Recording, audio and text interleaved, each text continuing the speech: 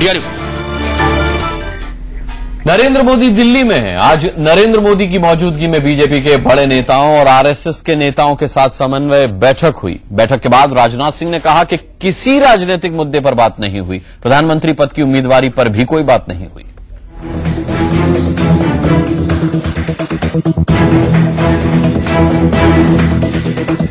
दिल्ली में संघ बीजेपी की सबसे बड़ी बैठक। एक तरफ संघ के कुछ बड़े नेता भैयाजी जोशी, सुरेश सोनी, दत्तात्रेय होसबोले और गोपाल कृष्ण, तो दूसरी तरफ बीजेपी के टॉप लीडर राजनाथ सिंह, नरेंद्र मोदी, सुषमा स्वराज, अरुण जेटली, वेंकैया नायडू, नितिन गडकरी, रामलाल, थावरचंद गहलोत और अनंत कुमार आमने सामने बैठे। एजेंडा 2014 के चुनावों में बीजेपी की शानदार जीत का था। ये जीत कैसे मिलेगी, इस पर बीजेपी ने अपना प्लान पेश किया। सूत्रों की माने तो नरेंद्र मोदी ने सबसे ज्यादा जोर बूथ मैनेजमेंट पर दिया और इसमें संघ के कार्यकर्ताओं की सीधी मदद मांगी।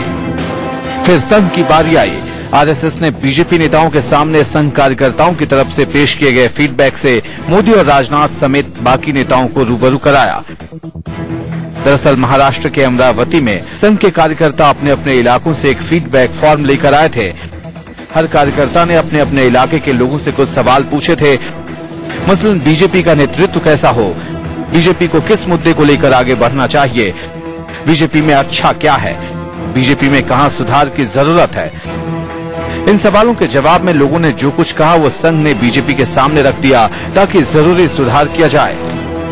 इस बैठक में लालकृष्ण आडवाणी शामिल नहीं रहे। वो तमिलनाडु में एक कार्यकर्ता की शोक सभा में शामिल हो रहे हैं, लेकिन सूत्रों की माने तो सुरेश सोनी की वजह से आडवाणी शामिल नहीं हुए। आडवाणी की राय जानने के लिए कल ही भैयाजी जोशी ने उनके घर जाकर उनसे मुलाकात की थी।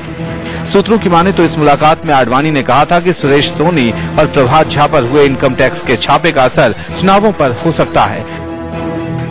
साफ है कि संघ आडवाणी को साथ लेकर चल रहा है और उनकी बात भी सुन रहा है। इसकी वजह यह है कि संघ प्रमुख मोहन भागवत हर हाल में बीजेपी को सत्ता में लाना चाहते हैं और इसके लिए उन्होंने बीजेपी नेताओं को मतभेद दूर कर साथ काम करने को कहा है।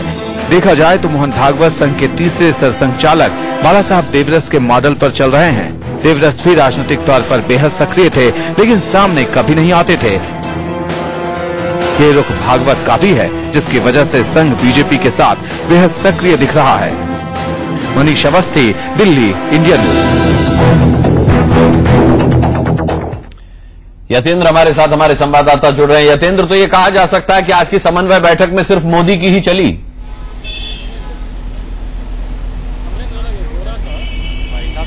देखिए, आज की जो समन्वय बैठक हुई थी उसमें आरएसएस लीडर भी थे और बीजेपी के जो तमाम पार्लियामेंट्री बोर्ड के मेंबर थे, जिसमें आडवाणी और जोशी नहीं थे। उनका पूर्व निर्धारित कार्यक्रम था जिसकी वजह से वो गए। लेकिन जहां तक मोदी के चलने की बात है तो जब आरएसएस के लीडर थे तो उन्होंने अपनी बात वहां रखी, क्योंकि अमरावती बैठक में जो डिसीजन लिए गए थे, जो फीडबैक संघ के नेताओं को, अपने प्रांत प्रचारकों, क्षेत्र प्रचारकों से मिला था, उन्होंने उस बैठक को रखा, इस बैठक में रखा उस फीडबैक को और बताया कि बीजेपी कहां कहां मजबूत है और किस तरह से संघ परिवार का कौन सा संगठन या कौन सा कार्यकर्ता वहां पर उनकी सहायता कर सकता है या कौन सी रणनीति ऐसी काम कर सकती है कि जहां पर बीजेपी कमजोर है या जिस इलाके में कमजोर है या जिस जनजाति, जहां आदिवासी इलाके हैं, वहां पर किस तरीके से काम किया जा सकता है, जहां पर संघ परिवार का कौन सा संगठन उनकी हेल्प कर सकता है। ये तमाम बातें बूथ लेवल तक यानी ग्राम पंचायत लेवल तक भी वहां पर डिस्कशन हुआ। करीब 6.5 घंटे ये बैठक चली थी। जी।